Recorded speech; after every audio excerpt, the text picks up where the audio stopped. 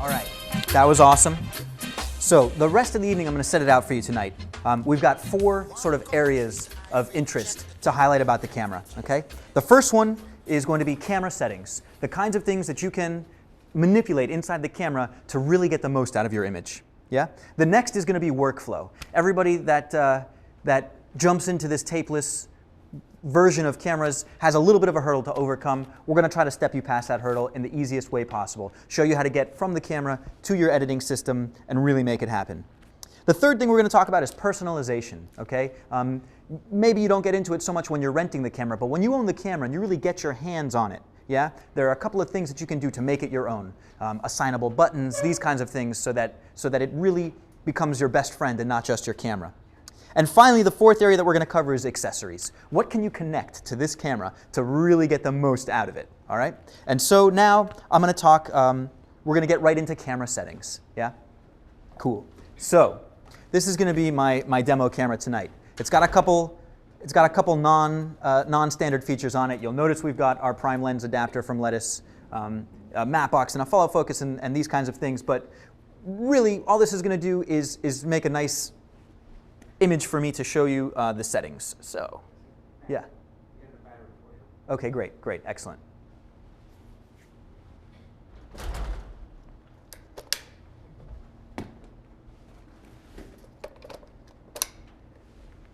While that's warming up, one thing I'd like to mention that this is not just a show about cameras and people. This is also a show about plugs. Shameless promotion. And the first one of the night is Craig Adler. Craig Adler is a hair and makeup artist that really kills it.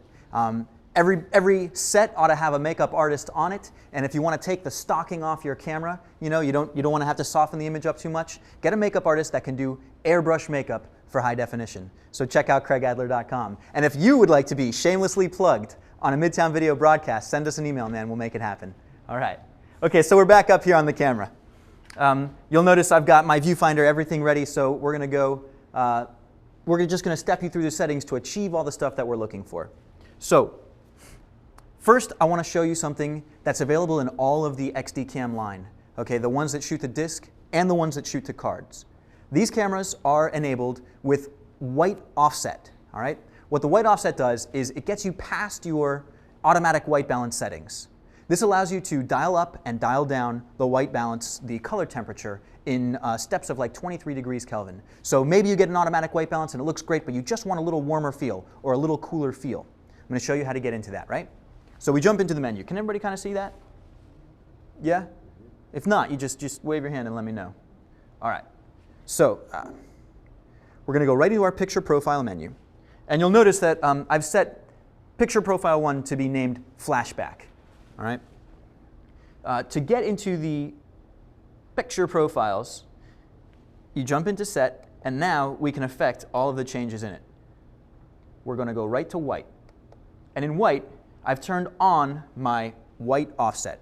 All right. Usually it comes with off, looks like this, but we're going to set it to on, and we're going to look right at offset A. Okay. My white balance right now is at 3200. Too cold. I want to warm it up. So I'm going to go into my offset A and start dialing it up. And the higher the value I get, you'll notice, the warmer the colors get. You feel that?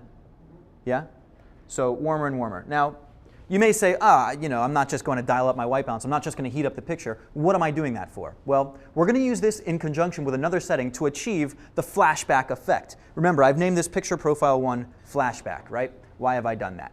Well, the first element to achieving what I'm calling the flashback effect is a warmer white balance, something that you can't achieve just by simply doing an automatic white balance. Automatic white balance will give you sort of legal white balance, what you would expect white to look like, but I want something a little bit hotter, and you'll see why in a moment. So here we are. We've dialed our white balance offset to, let's just give it to a really high number. Let's get to 75. Here we are in 75, all right? So that is step number 1 to achieving the flashback effect, all right? Everybody looks a little bit warm now. Now I'm going into my regular menu. This is not in the picture profile menu, but the regular menu. In the regular menu, we're going to go right to the camera settings, and in shutter, I'm going to turn my shutter mode into slow shutter, SLS. Yeah? And that allows you to accumulate more light than you're used to in a regular frame of video. Right off the bat, we're starting with 2, but we're going to dial it up even further. I'm going to go up to a 4. So now, my exposure is extra long. That leads to things like motion blur, overexposure in the highlight areas, that kind of thing. Okay? So now, these are the two effects that these are what I call my motion blur effect, my flashback effect. I've got it really hot, and I've got a little bit of motion. Motion blur didn't take, did it? One second.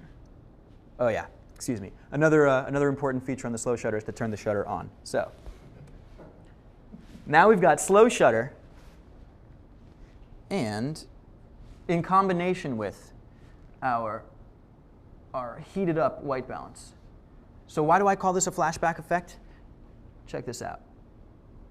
Now you've got your instant crime drama flashback effect. See, in a world, on the night of November 28th, Ricardo Valdez came to Midtown Video. And this is your crime drama flashback effect. This is not done in post-production. You saw how quickly it could be done right in the camera. To undo it, to go back to normal settings, turn off your shutter, right? And then just jump into white balance B. Auto tracking white balance, and now all of a sudden we're not too hot anymore. All right, so flashback effect, camera settings, 2 simple methods of getting there. Number 1, using the white balance offset to heat up your camera, and number 2, using the slow shutter effect to get a little bit of motion blur and overexposure in the highlights. Cute little trick you can do. I'm sure you can come up with hundreds of other uses for dialing up your white balance in increments of Kelvin rather than just relying on the automatic white balance setting. Okay. This next effect that we're going to talk about combines another 2 settings. The first setting. You could also go the other way and make that picture a lot colder. We got a question from the crowd. Just the opposite of what you just showed us. You could go cold with that, just to the same extreme, correct? Absolutely. You can, instead of dialing your white up, you could dial your white down and make it look really cold. Absolutely, yeah. Also, I can't really take credit for that flashback effect. The demonstration artists from Sony came by Midtown, showed this to us on the PDW F350, and it blew me away. So on all my XD-Cam demos, I try to sort of bring that in. He didn't do it with cold, though. If I saw something that was cold that was cool, I would love to incorporate it.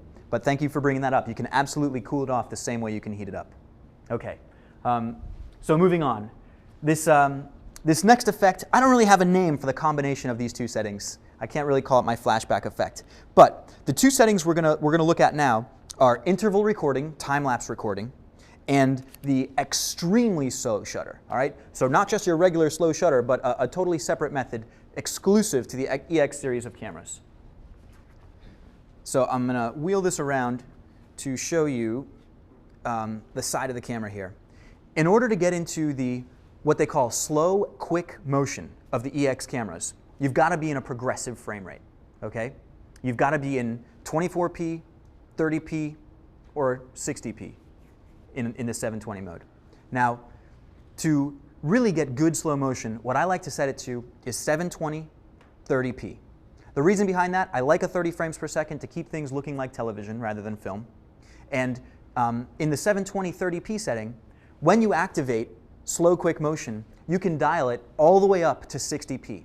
So what does that do for you? Well, when you're telling the camera, I'm going to record at 60p, but I'm only going to play back at 720, 30, you're giving yourself a half-speed slow motion. All right? Now, for the benefit of our internet viewers, I can't really turn this into a 720, 30p to show it to you right now. But I have a clip coming up that sort of displays something that was shot in 720, 30p at slow motion, right? Dialed up to 60 to play it at half speed.